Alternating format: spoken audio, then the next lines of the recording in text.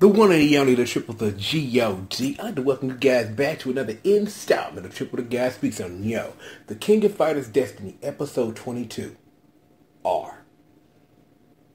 It's exactly what this episode was.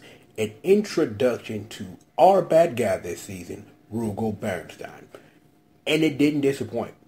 It didn't disappoint. Everything you love and know about Rugal except for Rodan, because you really would have thought they'd have got the Panther there. Like, yo, shout out to LL. You know what I mean? They didn't get the Panther. I'm not gonna hold that against the show. No.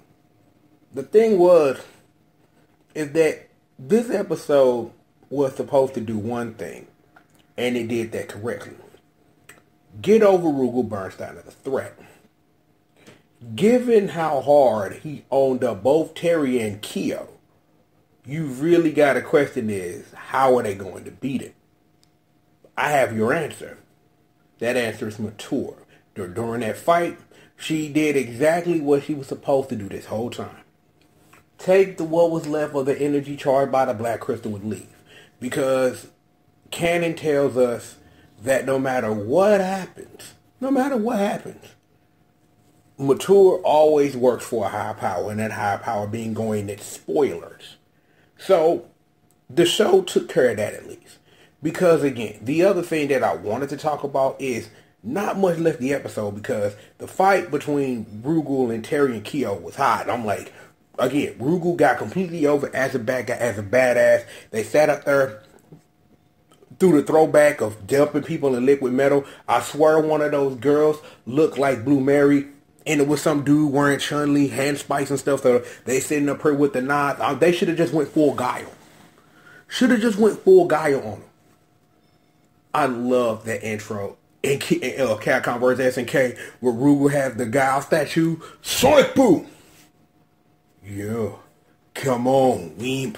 Like, yo, dirt work. You know what I mean? Like, they should have done that. They should have went full Guile. And I kind of understand why you don't, but at least they had the nods in there. And I can appreciate that. But here's the thing that I wanted to really get to is, when's Iori? Because that's the question the streets have been asking. Is there going to see, even if we get into the where's Iori question, you have to really get to the more pressing question is, the heroes have to win, right? So what does that mean for Rugal? What does that mean for Saishu, even though he hasn't really played a humongous part? Because the thing is that because of the way that the story introduced those characters very early on, I really didn't think that Saishu was going to play much of a part as he did in KOF 94 and to a degree KOF 95. I honestly don't think you are going to see Iori this season. I think after the day is saved, thanks to Bubbles, Terry, and Keo, that you might get a glimpse at that boy Goinix. You might see some Vice at the end, because I really honestly think that Rugal got over, but then he gonna job the next episode, and then you really gonna set up Iori and all this stuff with the Orochi.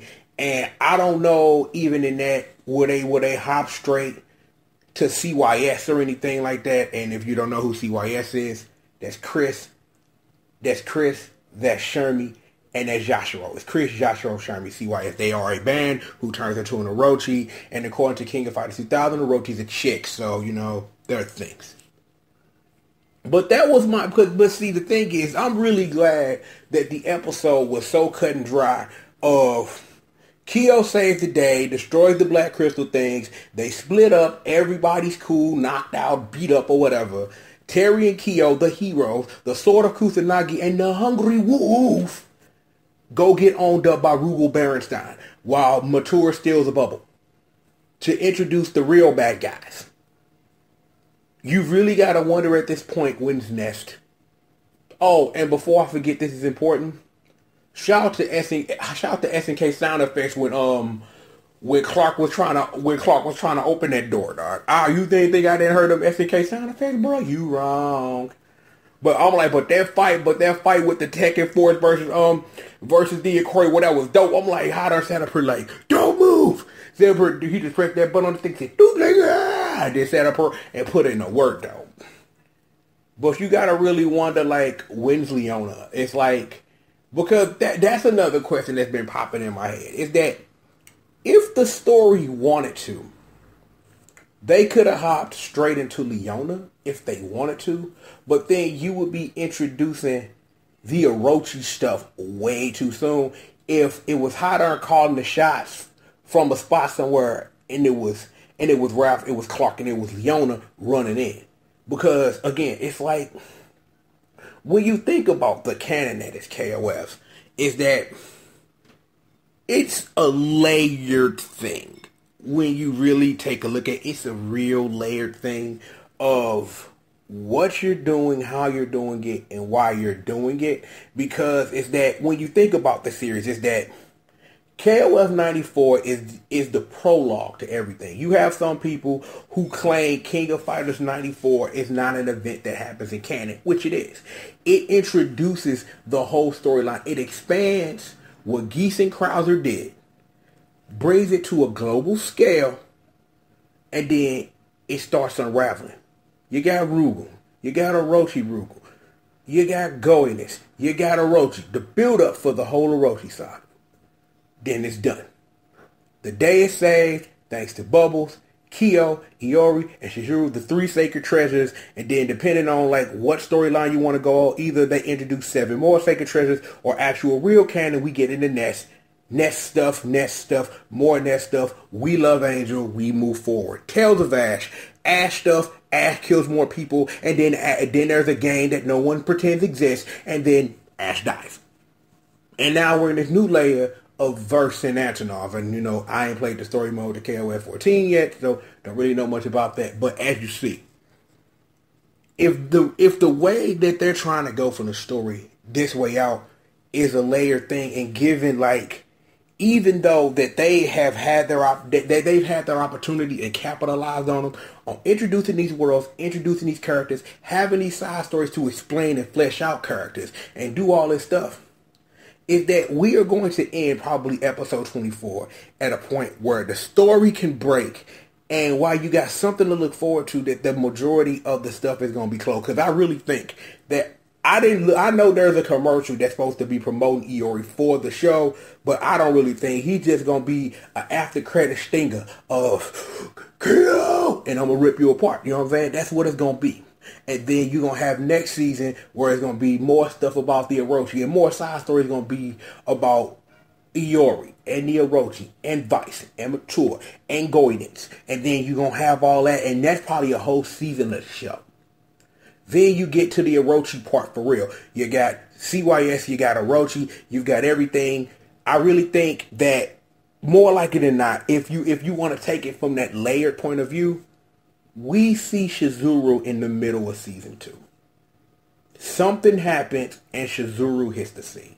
Because you need a character like her to really like flesh out like what's really going on. And when I think about that, it reminds me a lot of what Ruby used to do with the World of Remnant episodes, where for a minute you had Salem telling the story of the world, and then you had Osmond, and then you had Uncle Crow do it. I really think that if they start doing side stories for like season 2 and stuff like that, you need somebody like Shizuru to be, because again, the opening of this show is once upon a time the Orochi blah blah blah, Sword, Magatamas, blah blah blah. You need something to really flesh that out, to really understand like, why does the Orochi power drive people nuts? How is this affected? What is the story behind all these characters? And I really think that if the show goes that direction to really try to flesh out what it believes the Orochi to be and how these characters play a part in this,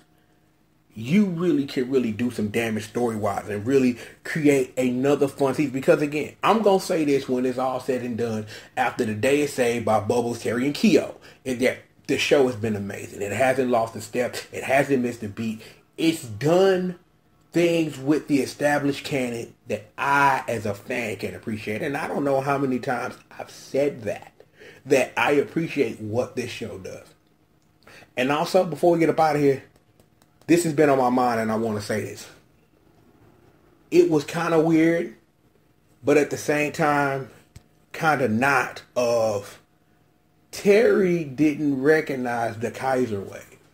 So that means even though we know Krauser is around somewhere, we might be getting Krauser in season 2. I don't really know how you get Krauser in season 2 or whatever. I'm like, we had an appearance from the third member of the KOF 96 boss team, Mr. Big, in Kingside story. So if they really want to bring Geese back to life and say a super nightmare Orochi Geese and his brother and his pimp finna sit up here and they finna whoop some fools, do it.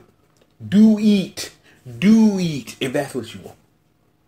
Also, just so that I'm continually putting this out in the ether, that team of Rock Howard, Adohei Bernstein, and Krauser's daughter, who would be Amaze Balls, and KOF. I have to speak that to the ether every now and then to remind the ether it's a thing I want, and hopefully the ether provides. May the ether be praised. But yo, that was an episode of the King of Fighters Destiny.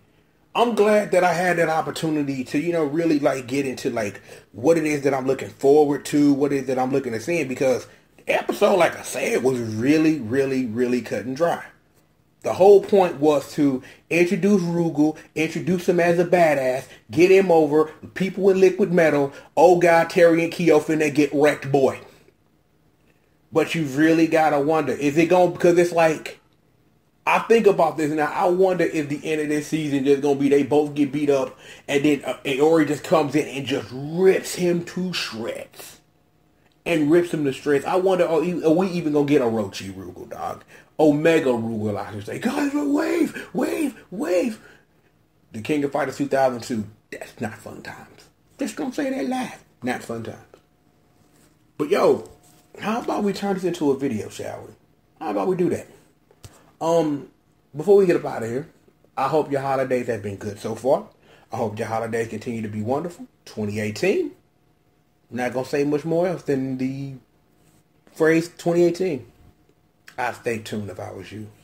Scat, Skittle, Skabobble. The one and the only, the triple, the G.O.D. And I'd like to thank all of you for joining me for another installment of Triple the Guy Speaks On. And there's only one question I can really ask you at this point. Are you okay?